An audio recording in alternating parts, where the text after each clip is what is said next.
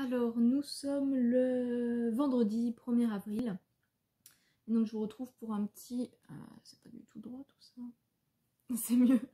Pour un petit update de là où j'en suis dans les préparatifs du projet d'Oracle. Ce dont je vais vous parler, ça concerne le coffret de l'Oracle. Alors, donc le coffret, moi ce que j'aimerais beaucoup, je ne sais pas si ça va être possible, mais ce que j'aimerais beaucoup, c'est un coffret de type boîte aimantée. Les petits coffrets, voilà, typiquement le coffret de ce style-là, en petite boîte aimantée comme ça. C'est du coup un coffret comme ça que j'aimerais pour mon oracle. Donc je ne sais pas encore si ça va être possible. Sachant que pour l'instant je m'oriente vers de la production du coup plutôt exclusivement française et que voilà, en termes de coût je ne sais pas si ça sera possible ou non. Donc là ce que j'ai fait, c'est que pour l'instant j'ai le contact donc comment ça s'appelle, d'un cartonnier du coup en France. En fait, donc c'est un ancien patron à moi qui m'a donné du coup le contact d'une boîte avec laquelle ils avaient travaillé parce que je veux être sûre de... Je préférais du coup avoir des contacts qu'on me recommande pour être sûre d'avoir voilà, quelque chose...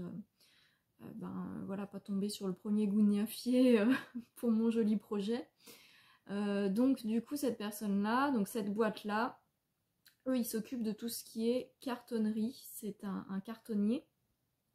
Et donc, il y a donc la moitié de la production du coffret qui est fait donc chez le cartonnier et la moitié de la production du coffret qui est fait du coup chez l'imprimeur pour la partie imprimée qu'on va venir mettre ensuite sur le boîtier carton.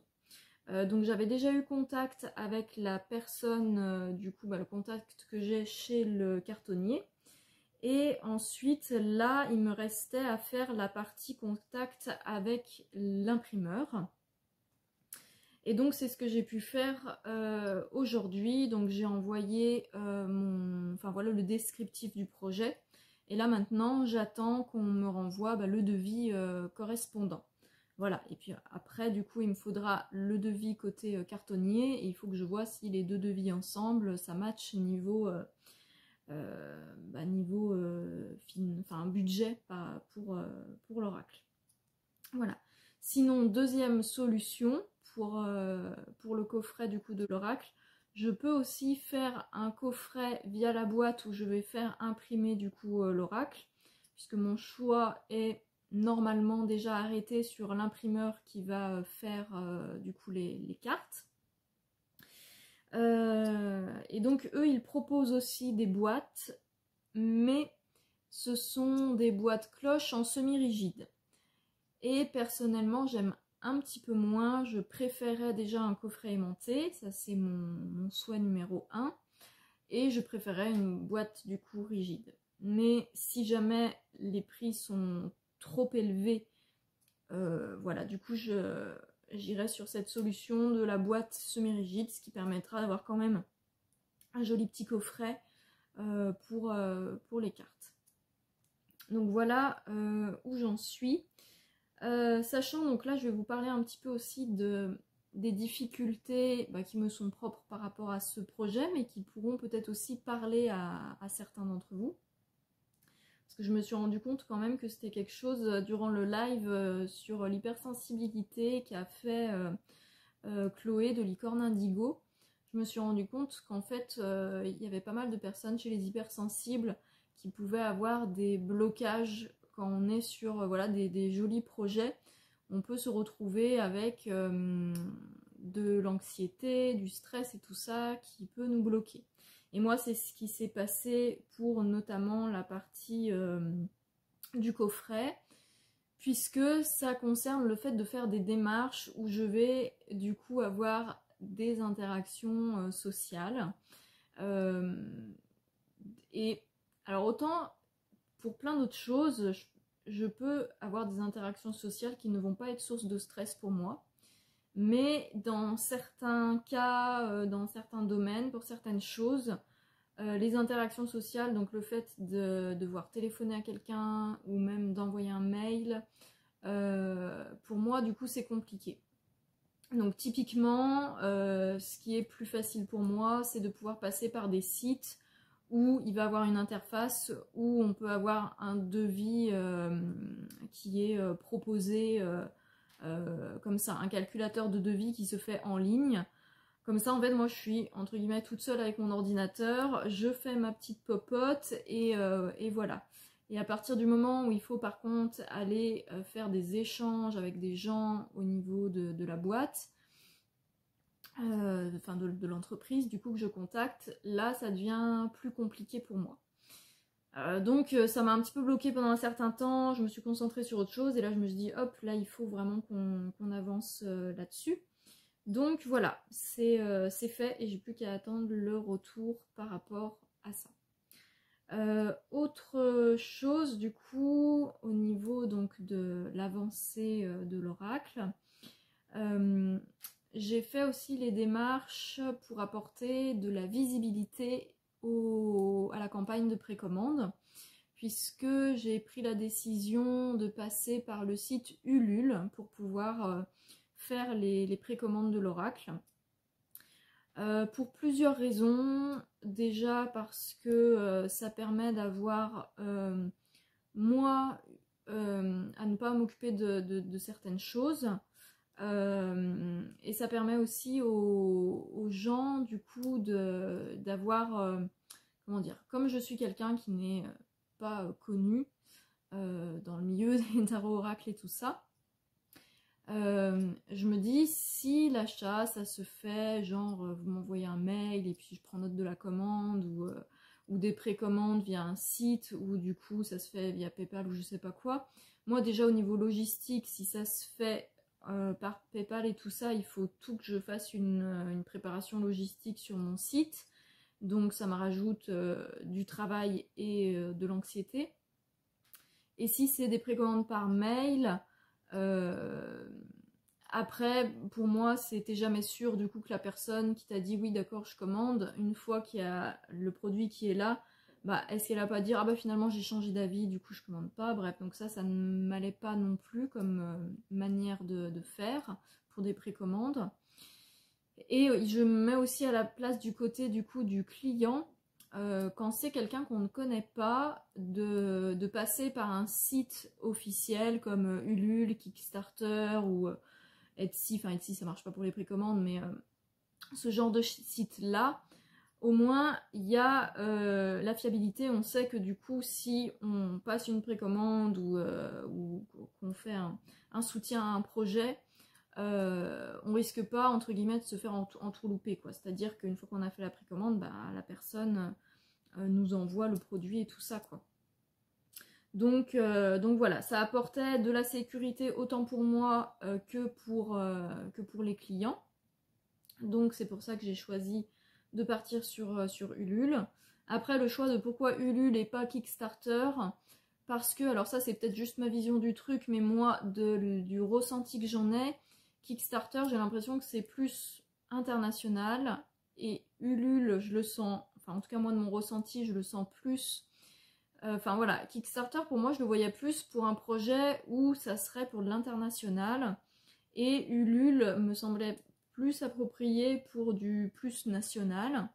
Et comme moi je veux plutôt mettre l'accent sur plutôt voilà, bah, les envois en France, après peut-être qu'il y aura Belgique, Suisse, voilà, mais c'est un oracle qui va être français, il n'y a pas de traduction en anglais, il n'y a pas de partie anglaise sur le livre. Donc voilà, et puis il y a eu aussi le petit signe que Ulule c'est une petite chouette, le logo, et quand j'étais en train de me poser cette question, ça m'a fait un tilt, puisque ce projet il est fait en collaboration avec mon petit chat Poussin, et Poussin, il avait une énergie qui est très proche de l'énergie du hibou, avec une sagesse assez prononcée. Et un de ses surnoms, c'était mon hibou et tout ça. Donc en fait, le hibou, c'est un animal qui est très lié à Poussin. Et voilà, je me dis, attends, t'as un oracle qui est hyper... Enfin voilà, l'oracle des animaux des étoiles, il est hyper en lien avec Poussin. avec mon hibou.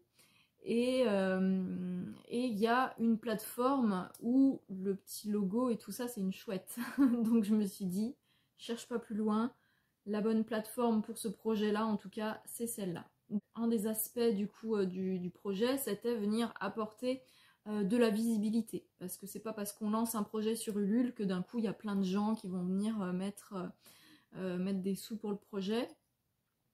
Donc je me disais, il faut que je rende ce projet visible parce que moi, bon, j'en suis convaincue que c'est un projet qui est beau et qui peut apporter quelque chose à d'autres personnes, mais si les personnes concernées ne savent pas que ce projet existe, voilà, ça sert à rien. Donc je me disais, il faut que trouver un moyen de donner de la visibilité à mon projet.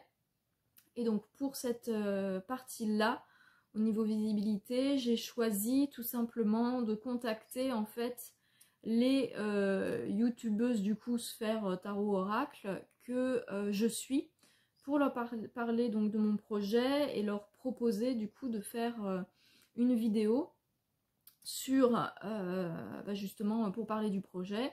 Et donc l'oracle n'étant pas encore publié, je ne pouvais pas leur envoyer d'exemplaires.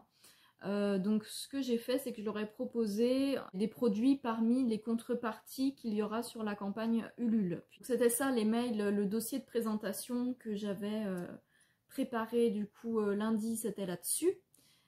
Hello, donc nous sommes le dimanche 20... non, pas du tout. Hello, donc nous sommes le dimanche 3 avril. Et je vous retrouve donc auprès des ours qui sont juste derrière moi. Il y a Chouchou qui est en train de descendre. Et nous avons donc ici... Typiquement, ceci n'est pas de la neige. Ceci est le spot de roulage ou de dodo de caracoles. Et comme on est au printemps, et ben on est à la période de mue. Donc voilà. Donc je viens vérifier que les chevaux aillent bien, qu'il y ait encore de l'eau et tout ça.